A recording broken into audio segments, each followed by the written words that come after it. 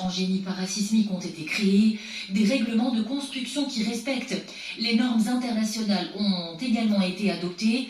Le nouveau règlement parasismique algérien est aujourd'hui appliqué. Le reportage vous est proposé par Smaïl Memouni. En quelques secondes seulement, la ville de Chlef fut presque entièrement détruite.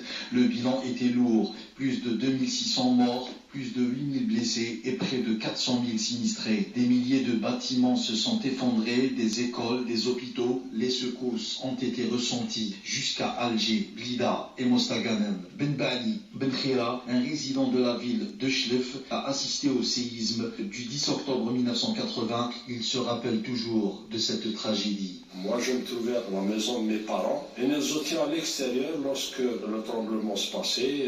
Et j'ai vu l'immeuble second juste en face de nous s'écrouler comme un château de cartes. C'était vraiment apocalyptique. On avait du mal à joindre la porte de sortie de notre maison pour pouvoir aller dans la rue et entendre, essayer de sauver les gens qui étaient dans cet immeuble-là. On entendait les cris, tout ça. Il faisait très chaud ce jour-là. Et là, on a perdu énormément de gens, de voisins, de connaissances, de parents.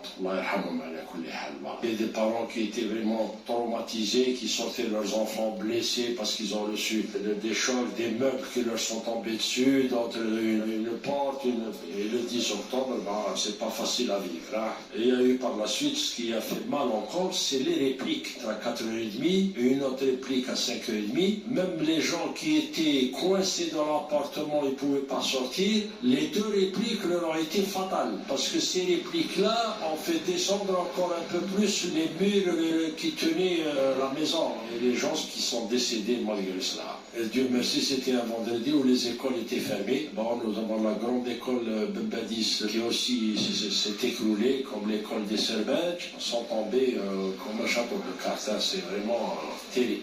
Cette catastrophe a profondément marqué la mémoire nationale. Elle a révélé la vulnérabilité des constructions et l'absence des normes parasismiques à cette époque.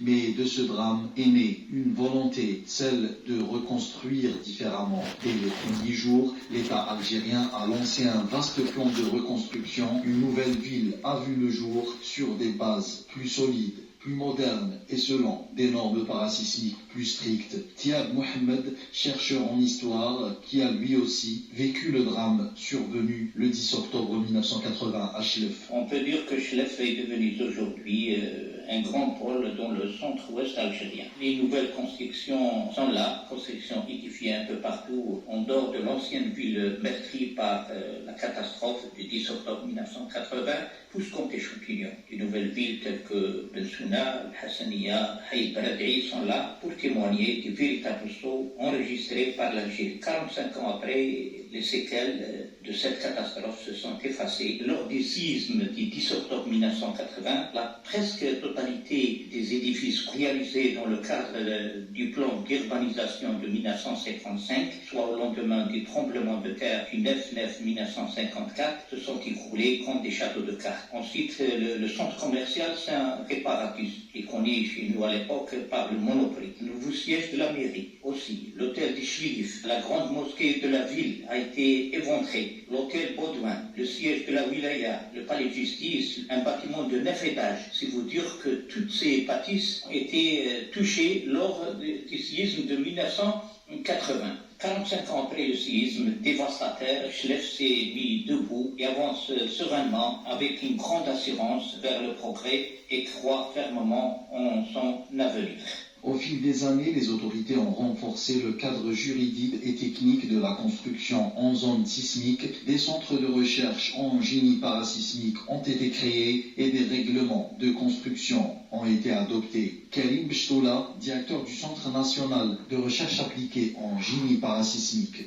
La création du CGS, donc juste après le séisme de Chlef, 10 octobre 1980, avec une magnitude de 7,3. C'est la première étape qui a été prise par le gouvernement pour renforcer la réduction du risque en Algérie. Le règlement paracyclique en Algérie, la première version, a vu le jour en 1981, juste après le séisme de Chlef actuel. Ensuite, on a une deuxième version en 1983. La troisième version, c'est en 1988. La quatrième, c'est en 1999, qui a été révisée après le séisme de Boumerdès. Et la dernière version qui a vu le jour, c'est la version 2024, qui est actuelle et qui est devenue obligatoire à partir de janvier 2025. Ça découle des recherches qui ont été faites au CGS ainsi que d'autres institutions comme le cas des universités, ainsi de suite.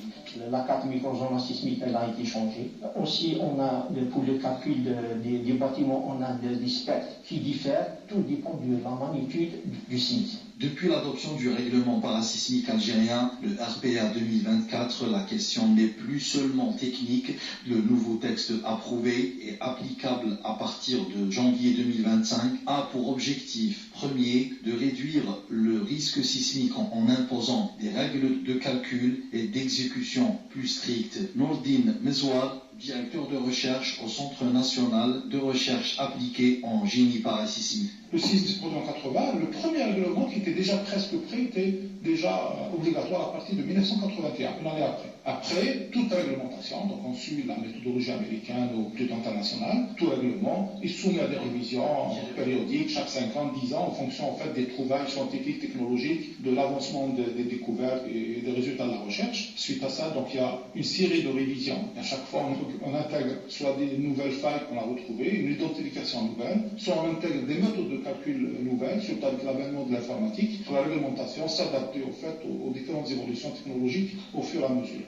Au CGS, il y a énormément de stations sismologiques au CRAL, même si c'est pour la surveillance sismique, mais ça sert aussi à développer l'identification des failles éventuelles, le tracé des failles, la caractérisation des failles. Donc il y a un ensemble de publications chaque année sur les résultats de ces recherches-là. D'ailleurs, l'une des conséquences directes sur la réglementation de 2024, c'est l'adoption en fait d'un système SIG de failles sur le territoire national, où tout est numérisé. Maintenant, c'est facile au fait d'actualiser, de recaractériser, d'insérer d'autres failles, et ainsi de suite. Et ça, c'est le résultat d'un sous-groupe du groupe Global Technique spécialisé, où on a des spécialistes du CGS, du CRAC, des universités, de la communauté algérienne scientifique à l'étranger, qui ont fait cet effort pour moderniser et caractériser au mieux l'aléa sismique. Le RPA 2024 recentre la conception sur la résistance ultime, une évolution conceptuelle essentielle pour limiter les effondrements catastrophiques. Abdelkrim Chilroum, professeur émérite, président du club des risques majeurs. Le séisme de Chlef, c'est un phénomène qui était attendu, puisqu'il y a des failles sismiques très actives qui traversent toute la région, toute la wilaya de Chlef. Il y avait déjà un séisme dévastateur en 1954, au même endroit et avec la même intensité. Depuis 1980, quelle était la démarche et le progrès en matière de protection des biens et des personnes. Tout le nord de l'Algérie, surtout le littoral, est concerné par une activité sismique très intense et des séismes très très dévastateurs à notre niveau, au niveau de l'Algérie, c'est ce qu'on appelle des séismes surfaciques, à l'inverse du Japon qui sont généralement des séismes profonds. Depuis le 10 octobre, il y a eu justement l'élaboration de certaines règles parasismiques qu'on appelle le RPA. Ce même règlement a été revu en 1988 et puis en 1999. Ce corpus de règles a été contredit le 21 mai 2003 suite au séisme de Boumerdès, puisque toutes les bâtisses, toutes les infrastructures qui étaient calculées selon cette réglementation se sont effondrées en quelques secondes. Juste après le séisme, il y a eu une commission et on nous a demandé de préparer un addenda à ce RPA qu'on appelle RPA modifié 2003. Il y a eu un effort de la part du ministère de l'Habitat pour l'élaboration d'un règlement parasismique 2024. Aujourd'hui, pour obtenir un permis de construire sur le plan administratif et opérationnel, plusieurs points sont désormais incontournables. Hamdan Nourdine, architecte et membre du Conseil de l'Ordre des architectes et promoteurs immobiliers à Constantine. Il est nécessaire d'appliquer rigoureusement le règlement parasismique. Différentes étapes de l'application de la réglementation parasismique RPA sont 1. Des études géotechniques obligatoires avant le démarrage de tous travaux. Une classification des zones sismiques. Règlement technique précis sur les fondations, les structures et les matériaux utilisés. Et le dernier point, un contrôle technique durant toutes les étapes du chantier. Le RPA 2024 marque une avancée technique et réglementaire majeure pour l'Algérie. Il fixe des règles modernes pour réduire les risques sismiques.